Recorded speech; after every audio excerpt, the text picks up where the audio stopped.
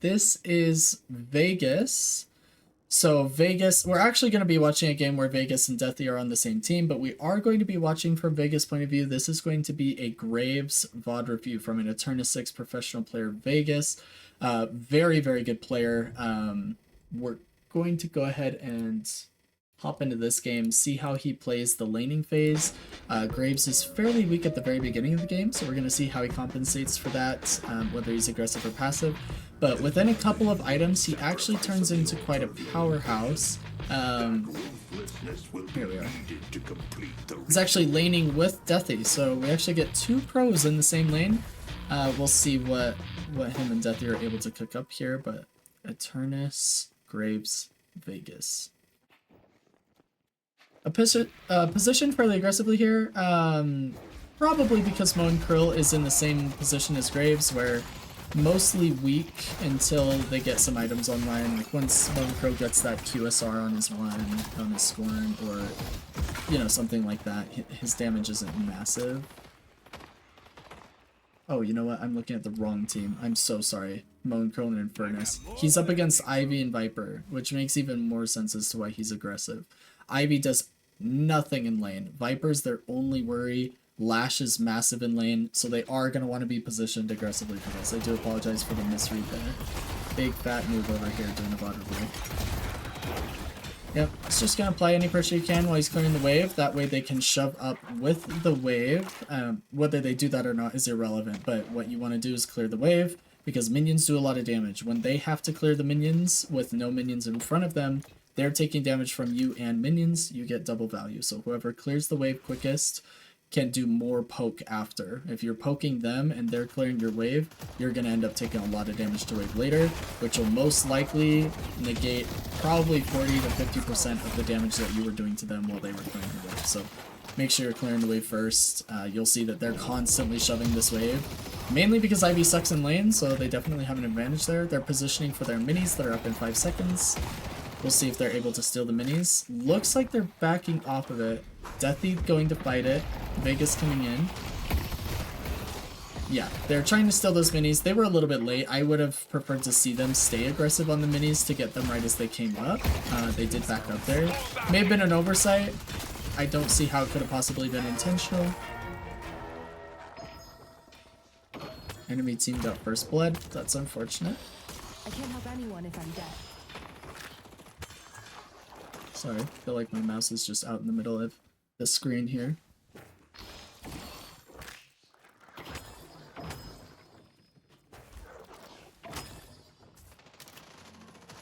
Have fun. Don't get dead.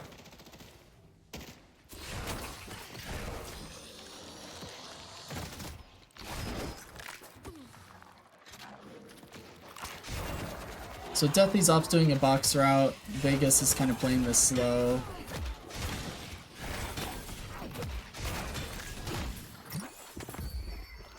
Time for the dead to help me out for a change. Starting to get into a point where Vegas is going to be a little bit more of a lane bully now. Now that we have his 2, we're getting a little bit more of our items. You know, restorative shot is incredibly high value on Graves because you'll never miss the shot. It's just whether you're hitting it on a hero or a minion that's the question really, and getting, you know, the full value or that delayed, or sorry, reduced value. He is going for the 3.5 minute steal of the minis. They respawn at 3.5 minutes if you get them right at 2 minutes every 90 seconds, and they're aware of that timer. Huge on him. But restorative shot allows him to apply a lot of pressure because he's constantly getting those little heals, not to mention the heal minion. His monster rounds are allowing him to clear the wave for the reasons I said before. We're going to get a lot of that pressure from the minions, both on their tower and on them. They're just playing so far back because of the pressure that we're creating. Really tough lane matchup for them. Ivy and Viper into Lash and Graves.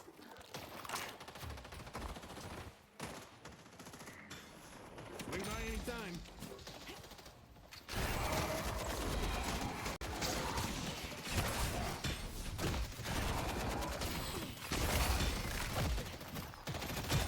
So if you notice here, Graves has taken 200 damage to the minions now. He luckily gets to heal it back, but He took 200 damage to minions. If they were also poking him, they could have easily doubled that damage just because they cleared the wave and he was forced into focus.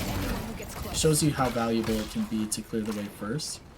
We did shove the 4.5 minute wave so that we can make it to bridge buffs. Always shove the 4.5 minute wave in laning. Everything you're thinking of in 30-second increments. What's going to happen in the next 30 seconds as waves come out every 30 seconds. I see the drifter. He's going to give the casting buff to Deathy since his spirit damage is way better early game. Although I don't know how he's going to be playing Graves. Most good Graves players will play her spirit. But he's just not going to get near as much value as a Lash out of the casting buff, so they definitely calmed that.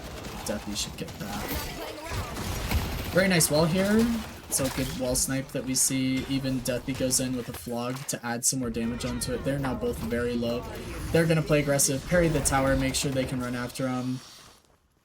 Ooh, Ivy makes a bad turn there, unfortunately. Had he kept going, he may have been able to outrange Vegas. That is the problem with Vegas's gun. Graves just does not have a long range, so very, very unlucky for the Ivy. Got outplayed. Made a misplay, actually. He just went a direction he shouldn't have gone. They're going to take ults. Graves is a huge lane shover like McGinnis with their ult.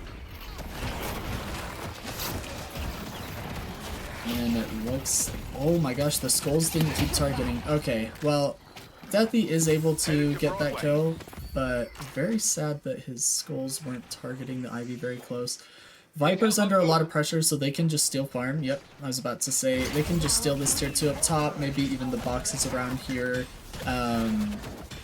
I probably would have calmed Ivy's missing since we are at the time where we have boost, so he can boost back into lane at 6 minutes. Ivy is here, but I would have calmed that he was missing if he can boost somewhere else, just so my team knows it. Maybe he did, we can't hear comms here unfortunately, so we'll see.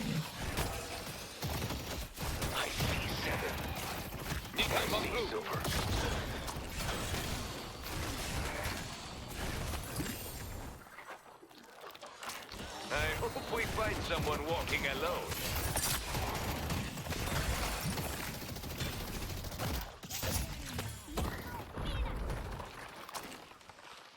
Going in.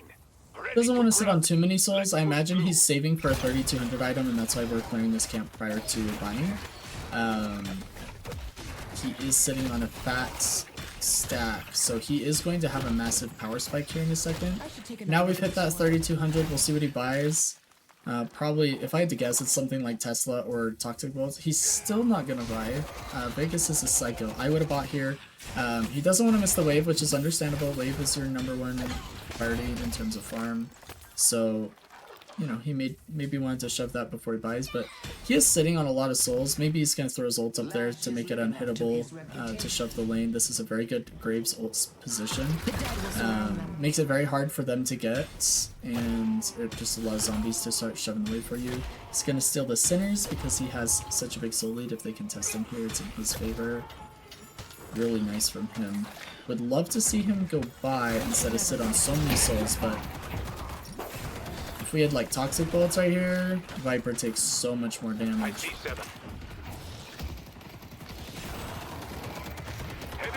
Looks like they'll get him anyway. Really well played since Ivy isn't here. You know, Ivy is coming back in. They can't see him on the map right now, but they did catch him in a 2v1, so they were able to get a cheeky kill there. Good communication playing together. They're playing right on top of each other. You know, they would be communicating really well here. It's just what we do as Eternus players. They're, you know, communicating every part of that so that they can coordinate best and make sure that Viper doesn't get away.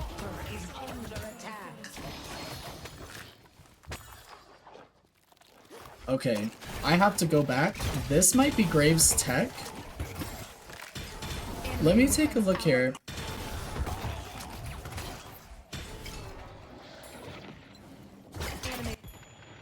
He throws skulls here. Hold up, we're gonna go back further. We're gonna go back further. He throws skulls.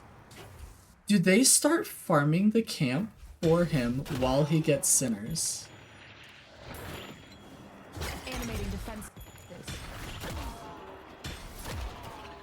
They are getting the camp for him while he's getting sinners. So Vegas is an absolute genius here. This is tech. So Graves can throw skulls and they target the nearest enemy. This apparently works with camps. So Vegas here playing Graves throws his skulls at the camp nearest him so he can just get the sinners, and the skulls are weakening the camp for him, making it quicker to farm that camp. He gets tempo on the enemy team, maintains this fast pace since he has such a high lead in his lane, so that he can continue to shove that walker. As you see, they're already damaging walker here in this lane, and he's maximizing his ability to farm efficiently. This is absolutely incredible tech from Vegas here on Graves. Skulls on minions nearby while doing a sinners, or maybe even while doing another camp. They'll farm it for you. That is incredible. I imagine it has to be sinners or something else, because usually the skulls will follow your gun. So I think it's the fact that he wasn't shooting anything else, that the skulls are just targeting the nearest enemy, which happens to be the camp. This is incredible tech here. Love this from Vegas. And not even huge. Look, they barely hit this one tier 2, but just to get that little efficiency over the course of a game, I mean, wow. Why not use it? It's free. Not doing that means you're missing out on tempo and timing and pressure. So that is really nice tech. Love to see that. We're also here in time for the wave, so we don't miss out on too much farm for wave. We are sitting on a full tier 4. I wonder what he's gonna buy here. He bought Echo Shard. Alright, so this is an interesting play from Vegas. That is a massive power spike. I much prefer seeing Tesla bullets or Toxic, or even both in some cases on Graves, to help with farming, make it even more efficient, keep scaling up since you're a late game kind of spirit hero. Very ballsy for him to drop the ult right there, but wow, does he get value because of the gargoyle allowing those to get on top of him. Now, Geist has ult, he knows this, he can't really fight her, she's just going to, you know, swap him if he gets her low first. Now, Drifter being here is a big problem. He's probably coming to his team that there's 3 over here. We have pressure over in this lane, I believe. Yeah, so we just got the kills here. We have pressure over it in, well, what is their left lane. Looks like they're going to be doing Earn. So Vegas, sorry, is going to be able to keep pushing this lane because they're doing Earn. That's going to draw attention away from his lane. He is going to be able to shove this walker. He may even be able to get this walker. If I'm him, I'm calming that I'm pushing walker, I'm not helping with Earn, and then I'm just shoving as hard as I can, trying to trade a walker for Earn, or if my team can get Earn as well, it's like icing on the cake. But Come back if you need anything else. okay. So Combos on cooldown. bridge buff has been sitting there for a minute, or my clock is bugged. Not really sure which. That is crazy. It has been a long time since I've seen a lobby above maybe even Phantom where a bridge buff has been sitting there for a whole minute, but wow, yeah. I mean, he does get the gun buff, which is, you know, it's nice. He's not built gun in any way, shape, or form, but it is going to help him with farming. I've learned. And Graves gun is pretty bad. Usually people who are running Graves gun are either having fun because they're not trying to play optimally, they're just kind of doing their thing, or they don't know any better. Looks like we get a kill on Silver. Geist is stopping us from shoving this walker. That is unfortunate, but we are getting timing on camp coming back up, so he is able to keep stealing their farm. Stealing their farm is always double value. I've talked about this before, but I do like to repeat myself in case it's your first time seeing my content. Farm on their side of the map is worth twice the value because you're stealing it from them and getting it for yourself. So always, if you can, if you have tempo, if you have pressure, if it's, you know, not absolutely throwing, prioritize their farm over yours since it is worth twice as much.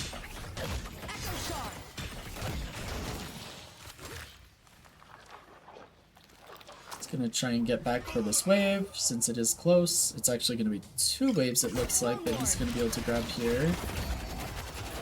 Prioritizing waves first and then farming in between. Very well done from Vegas here. Bear sitting on a 3200 power spike. I wonder if he's going to get a tier 3. I would. Yep, there's the Toxic Bolts buy. I would have liked to see that earlier from him, especially given how much healing they have with Silver, Ivy, and Geist in particular, not to mention any lifesteal that the others are going to get. Like Seven's always going to have some sort of lifesteal regardless of the abilities using, as well as Drifter and Viper, but those other three are just built for healing in a lot of ways. So would have loved to see it sooner, but he, had the farm, wanted the Echo Shard, and, props to him for throwing that sooner. I will strike them down. Ult's back up, we're going to start using that to get lane pressure. I hope he pushes with it. One thing I don't like seeing, yeah, it looks like he is. One thing I don't like seeing from Graves players is throwing down an ult and then walking away. Your zombies give them souls, so you're just giving them like 50% more value out of the wave if you're not pushing with the zombies. Very rarely are those zombies just gonna like get kills or get a significant amount of damage without... Oh, that's unfortunate. Sorry, back to the ults conversation while Vegas gets, ulted here by Drifter and whatnot. It's giving the other team too much value out of your zombies because the damage from the zombies is significant in the middle of a fight, in a team fight, in an enclosed space, things like that, or using the tombstone in specific situations like to avoid a hazel, since the tombstone is line of sight, so you can literally just dance around your own tombstone and not take any damage. It's a free metal skin, if you will, during your ult. But using it to just shove a lane, if somebody's paying attention to that, they're just getting extra souls. So they're getting your Rave souls and they're getting your zombie souls. And even if they take damage, it's really not worth it because they can just base and come back, and then your ult was useless. It's on cooldown. They got extra souls. So I do like to see him pushing with the ult there. He dropped it and then shoved with it to try and get that Geist and whatnot. But I believe she used ult or had ult. He is keeping that Toxic Bullets up, trying to get as much damage with his skulls as possible. That is his main source of damage. His ult is one. So we do like to see him using those skulls. He's got team helping here. Monkro ulted the Drifter last fight, I believe, and I think he meant to or should have ulted the Geist to stop her from ulting. So I think that was a misplay, but...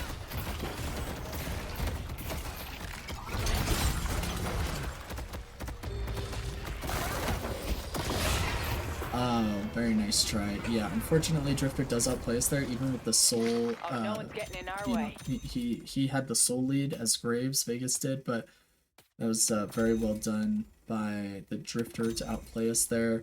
Let's kind of go forward and get back to when we're playing the video game.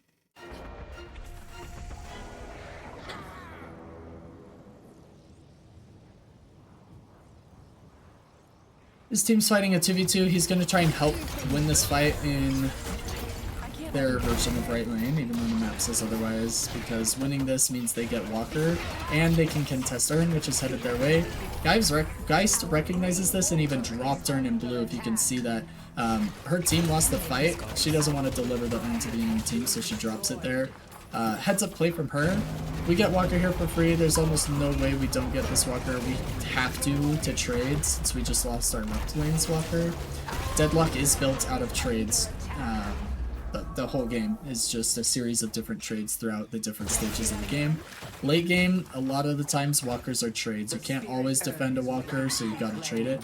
Unfortunately, it looks like we lose 2 Walkers in that push, so they definitely got the advantage there, pushing 2 Walkers, and all we did was trade 1. I would like to see us maybe get like an Urn or something to compensate, but we are just getting some kills. If we can get another kill here, we can potentially go for mid-boss since they have very little contest. Actually, no, we don't have enough people alive. I take that back.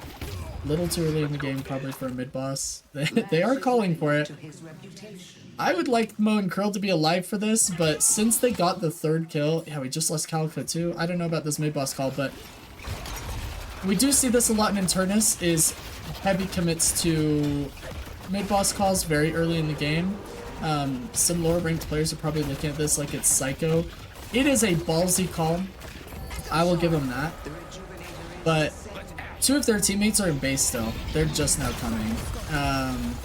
What a parry from Vegas. Oh my goodness. So This is parry tech that everybody should know. I want to rewatch it because it's that good. You cannot parry while dashing. So if I actually, well, I wish I could show you, if I could exit the replay and just show you my player in the hideout, but then we'd have to come back in here, I think. Well, anyway, I'll show you in a minute, maybe, if I remember.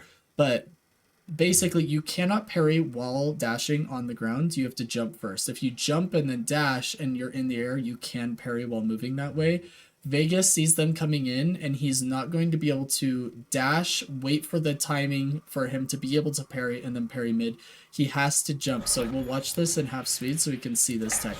So we don't know anybody's contesting until we see this. So we see guys throw orb, and she comes through Veil. He now knows we have a contest. He is not going to make it here in time, because that's crystal dropping. I mean, it's bugged, so we don't see it, but that's crystal dropping. If he dashes in, he can't parry for a certain amount of time. It's like half a second or something, and that's going to be too long. So what does he do? Jump, dash, parry in the air, catches the Geist. Absolutely gorgeous from Vegas here. This is beautiful gameplay that we're seeing. He's utilizing tech that we need to be utilizing in every single one of our games. Jump, dash, parry. Don't dash and then parry. You will catch more people because in higher ranks, they know you can't parry while you're dashing, so they will try and light melee you outside of even a mid-boss while you're dashing because they know it's free damage. If you jump, dash, parry, you get a lot more people parried. This is excellent heads-up gameplay. He saw the contest, he saw the Infernus ult going through, and he decided to do the parry tech through the air to secure mid-boss for free, and they get the Geist for it because she's stunned. Very well done. What, you think you hate me now? Just wait until I Very high level play here to go for mid-boss at 17.5 minutes, 18 minutes. People get, even in Phantom or Ascendant, they hesitate on those types of calls. You heard me even hesitating there as an Eternus player because our Mo wasn't alive when we initiated the fight, and we only had a 1 minute damage with Calico dying. But we did have a couple of kills, and so they felt confident in their ability to fight mid, especially with Graves being so strong in mid. Unfortunately, we did give up a rejuve here because we're like 1v4. Mo's not even gonna help here because he knows it's suicide. So if you go back and watch this on the minimap, this is also a high level play from Mo. Mo is in the fight to help on the rejuve because a lot of times you don't want to give up a rejuve for free. You want to make sure you're collapsing while they're rezzing because their whole team is thinking, hey, let's kill Graves for free. If you have enough people rotating over, you turn this into an advantageous team fight. Mo and Krill realizes this is not an advantageous team fight. It's suicide. We are 2v4 and we just lost one of our rejuves. So what does he do? Instead of playing with his teammate and trying to help her, he cuts their losses. As an Eternus player, he recognizes we need to cut our losses and he leaves. Deathy even starts to move over to help Mo and Krill get out. But look, he comes over, and maybe he's getting a camp right now, but then he leaves. He makes sure that Mo and Krill gets out. We cut our losses there. Let's go to when we're playing the video game again.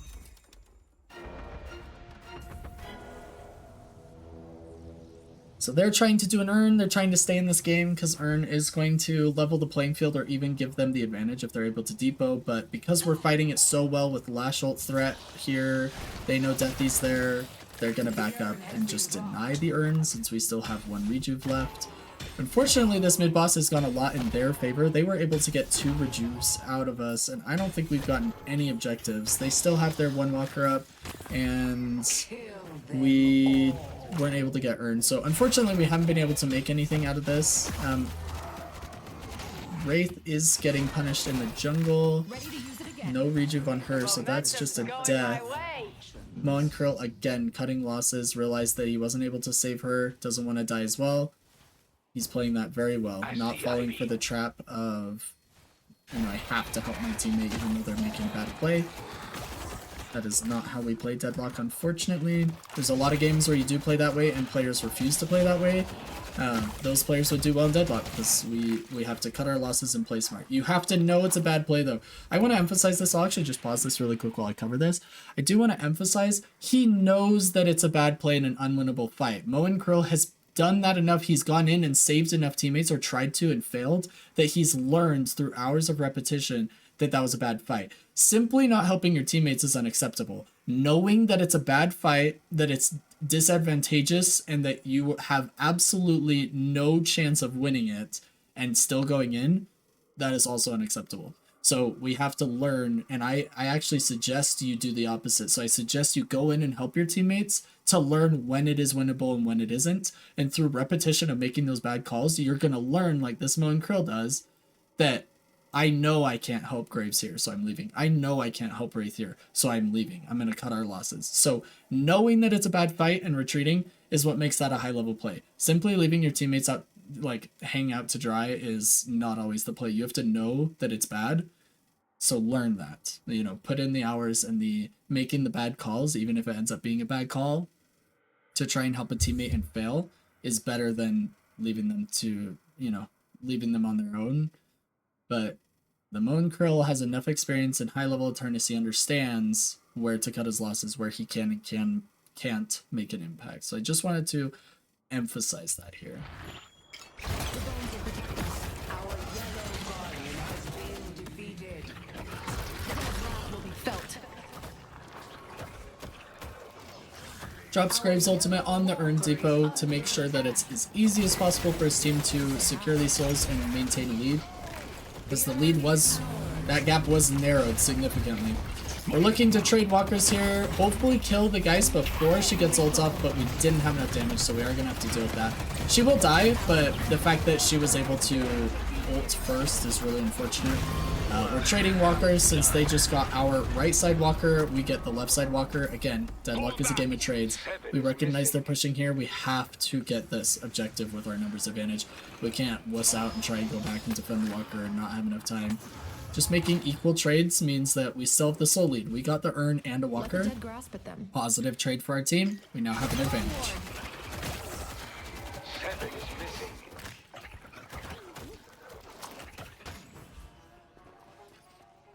Leaves the tier 3 buff, so we're seeing more of this Graves tech from Vegas. I absolutely love that we learned this together. I'll probably outline this in a short just for more educational content. Hopefully it reaches a wider audience. He leaves the tier 3 minion to die to toxic bullet ticks and his skulls because he knows how much damage they'll do roughly, so he knows when he can leave it and start heading towards the doubles. So let's look at how much time he just saved. So 21, 34, 35, 36, okay, 38, 39, 40. We just saved 4 seconds on a single camp using this Graves tech. Imagine how many camps has he killed this game. If we were to go back and watch, 4 seconds every single camp. If he was even doing this on 10 camps a game, that is almost a minute of time. Imagine that the game was paused for everybody but you for 40 seconds a game in the mid game. Like what you would be able to do with that kind of an advantage. If everybody on your team, what if everybody on your team was making these tiny little adjustments and the game was paused only for the enemy team for 40 seconds. Imagine how many more games you would win. So we have to be implementing these tiny little things. So Vegas is teaching us we can get a 4-second head start. He left at 21:36 and at 21:40 it died. So 4 seconds we saved. Let's assume even he was hitting it with his gun longer or meleeed it. We're still over there. Let's say it even saved him 2 seconds. That's still over the course of 10 camps, 20 seconds per player on the team. So up to 6 players. We're looking at what? What's 6 times 20? 120 seconds. So what is that? 2 minutes every single game that the team has an advantage. So imagine the game is paused for, you know, the equivalent of 2 minutes for the enemy team. 20 seconds per player. Your team would just, I mean, if you're good at the game, you'd almost always win with a 2-minute advantage. That's a 2-minute head start on the enemy team. Just with these little micro adjustments on farming. So really, really love this tech from Vegas.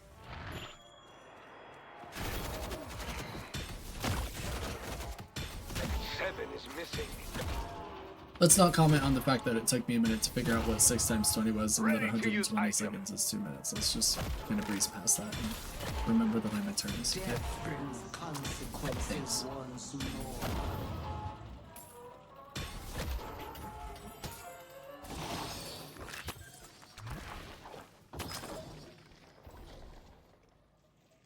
Almost ready to grab them. Skulls. We live in interesting times, don't we?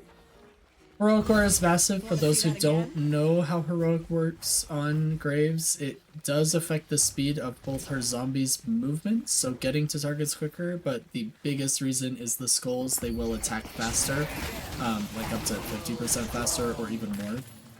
So with the Echo Shard on the skulls, he can get 2 sets of skulls out on one target, Heroic Aura them, and then they'll be attacking really, really fast. Gets a lot of spirit damage. See, he used Heroic Aura on them, and then just left so they can farm the tier 1 for him, and he's already moving across the map. And this is Wraith that was behind him on the tier 1. That's where we would have been. Just a difference in being here. He is going to put in a hard-to-kill ult up. Very good from Vegas to be looking at these rooftops. There's a lot of different rooftops. Like, I wish you would look up, but there's one up above us here. Not this little building that heads down into mid-boss, but the next one. On top of that, you'll usually be struck by the little lightning rods up there. You'll get zapped if you stay up there for too long. But if you go up there just long enough to place an ult down, makes it very difficult for the enemy team to kill. So there's places like that all over the map for Graves ults that allows you to get a lot more value out of it. So for Graves players, there's a YouTuber that plays Graves. He's like a one trick in like Hierarchical, maybe he's Phantom, can't remember, but he's very good at Graves. I actually highly suggest you look at his content. I believe he's the Top Gooms YouTube. You know, you may find him anyway. He has a lot of different content around Graves, in particular different spots where you can place her ultimate that are hard to hit. It is very, very useful for Graves players to learn that, because especially if you're in the lower ranks, they're going to have a very difficult time breaking them or even knowing where they are on the map. And it's almost absolutely necessary on the higher ranks because it requires them to have to go out of their way to break it, even though they know where it is and they can break it. But, you know, just setting it on the ground as a high-rated player is, unless you're doing it for a specific reason, like a Hazel, like I said before, it's almost unacceptable. We have to be optimizing our play a little bit more. So Vegas very smart at placing this in hard-to-reach areas. We do have a 9k soul lead. We're probably looking to get a pick anywhere we can. Unfortunately, they are grouped on this, right side of the map here, but I would be looking for a pick. There's not a whole lot of farm to get on the map and not a lot of objectives. Here comes the pick we're talking about. Unfortunately, he's unable to chase because he's alone. He recognizes that he's got some people behind him. I don't think he realizes how many people he has behind him because he is getting, Drifter ulted and whatnot. Got the ults, they get the Viper, Mo and Krill ults. We have now started a team fight that is in our advantage. Silver almost dies, goes into Wolf, is still going to die. It's where Infernus more than likely. Geist is low, she does get the ult off. Again, another time where we just didn't quite have the damage for it, but look at this. We started a team fight that we're able to win because we had, Graves getting some damage on Ivy, creating some space for Deathy to come in and get an ult. And then Mo and Krill gets the ult. Surprised we didn't commit an Infernus ult there, but mid-boss is up in, 30 seconds? Yeah, so mid-boss is up very, very soon. Ivy will still be dead by the time mid-boss is up, but if I'm them, I'm getting a little bit of farm and then probably just sitting on mid-boss until it spawns and then instantly downing it. Especially considering the fact that we still have Infernus ult to contest it. He just got counterspell most likely for the Bola. By Bola I mean Viper ult. For those who don't know, Viper ult when fully maxed can petrify all enemies in the area. He doesn't have this. They probably know this already. High rated players would be paying attention to this. So he's only going to be able to Bola, a couple of targets or one target, but he can't really contest mid-boss without it being fully upgraded. So they did steal one rejuve, but Geist doesn't have ult, so Graves is looking to fight her, and he is able to get her rejuve. And then he's going to use Heroic Aura on these skulls to keep getting value. He's got Toxic Bolts ticking on her. She's not going to have ult for way too long. Beautiful wall placement. So we definitely see this. Any sort of hallway that you're in, you try and place it on stairs or any corridor of any kind, no matter how long or short. Place the Graves wall as diagonally as possible. It's a very, very easy way to get people to be grabbed by it, and it also, when fully upgraded, will spawn one ghoul. He doesn't have that right now, but if you do go that route, it will spawn one ghoul for you, and this is the easiest way to do it. So he does that to secure the kill on Geist. Very well done by Vegas here. We actually ended up getting 3 kills, and Silver is 1 HP. He just got Ivy again as well, so Ivy just got hit by that same wall over here. So it hit 2 Eternus 6 players. So imagine what it'll do in lower rated lobbies. Always use that on stairs. Whether you're over here on these, in this corridor, that corridor, the stairs over to my right, you know, to the right of that veil, stairs of, sorry, I'm blanking, the base guardians, you know, any narrow space that you can get that wall in, switching it from being horizontal to vertical and then placing it on any kind of angle that you can. It doesn't have to be, because even if it's horizontal straight down the middle, you can get a lot of catches there, but yeah, very high value. He just got it on 2 different players, and they may be able to kill Ivy because of it. That one, yep, Ivy looks like he's gonna die. That one little delay is gonna help them get that kill. The fact that he was not moving for, how long is his duration right? 1.6 seconds. It's a long time in Eternus 6. Won't deal with you. I will. He's going to use Heroic Core on his team. Yep, so he waited till his skulls were over there, got close to his team like his M1 Wraith, and then he gives her Heroic Core to make sure we're raising her attack speed so we can push the base as well as possible. Helps with the Urn Depot just to make sure that there's nobody here to steal it. Obviously nobody is, but he doesn't always know that. He can't see everybody on the minimap all the time. He's probably looking for farm for a tier 4 item. He's probably looking to sell like Restorative Shot or something this late in the game and get some sort of tier 4 like Ricochet or something that he feels he's going to get a lot of value out of. Want to see that again? Lets his skulls farm a tier 1 while he's farming a tier 2. Headed to York.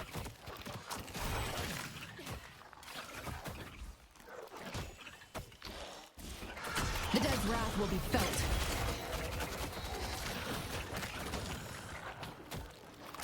Have his skulls finish that tier 2 while he gets this tier 2. Incredible value out of this tech. Absolutely love this from Vegas, and this is why I love doing Pro VOD reviews as well.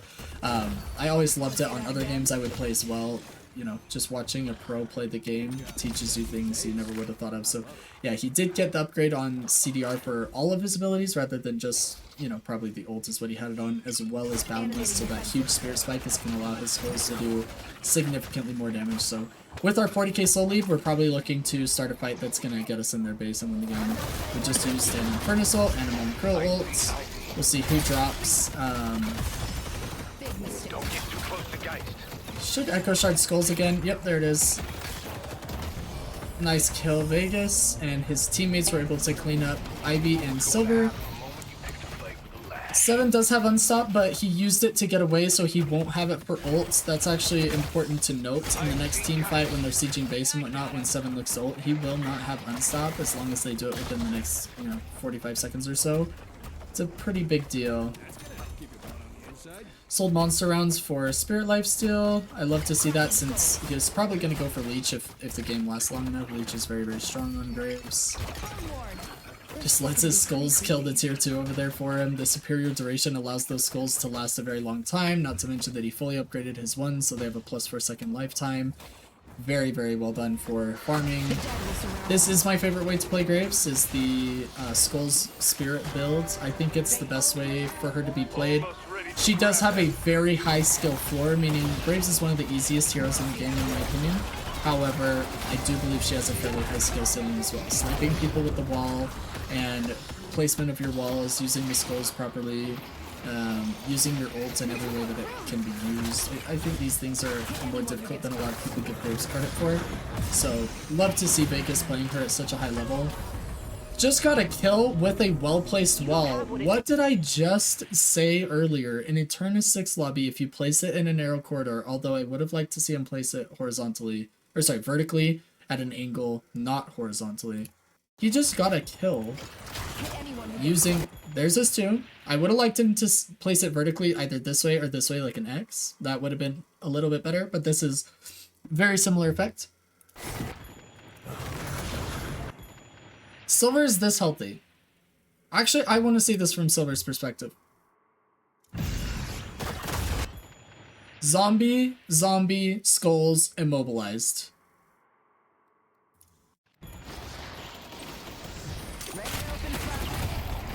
Look at her trying to chase Graves. A high level Graves, this is what you can do, even to a Silver. Unbelievable. Very well played by Vegas because of his placement, his ult, his skulls, and his wall placement. Even killing Eternus 6 Silvers. Basically one shot or two. That was crazy damage because of the Battle Spirit spike. Everybody just dies here. Yeah, that's gonna be patron down. It could be game, depending on how quickly they're able to down the patron. I would imagine this is game. Viper doesn't have max ult yet, so we still only have to worry about one person being petrified. With Bola, we don't have our Moan Curl ult, we don't have a Lash ult, we don't have an Infernus ult.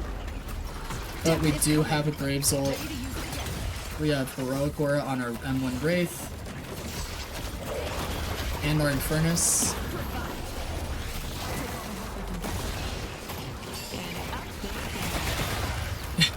Wraith ult. And that's game. So, very well played by Vegas. We learned a lot of really cool tech. Make sure we're using those walls in the corridors like Vegas is. Make sure we're using our skulls on camps to make sure we're farming as efficiently as possible, saving time over the course of the map. Lash, so Deathy was our MVP. He was 48k most player damage. However, Graves tied him. So we're doing as much damage as, you know, the best Lash player in the world, probably, if I'm being honest. Not to mention one of the best players in North America. Deathy's like, what, top 10, top 20? Consistently top 50. And Vegas just matched him with Graves, which a lot of people think is hard to do. Very nice build order. The Echo Shard was a lot earlier than I would normally like to see it, but that's maybe a preference thing, or maybe I need to learn more about Graves, because Vegas clearly knows what he's doing. That was an incredible game to watch. Hope you learned something. Hope that that was helpful to have my analysis of the Graves gameplay from an Eternus player, an Eternus coach, watching another Eternus player play Graves. So hopefully that was helpful.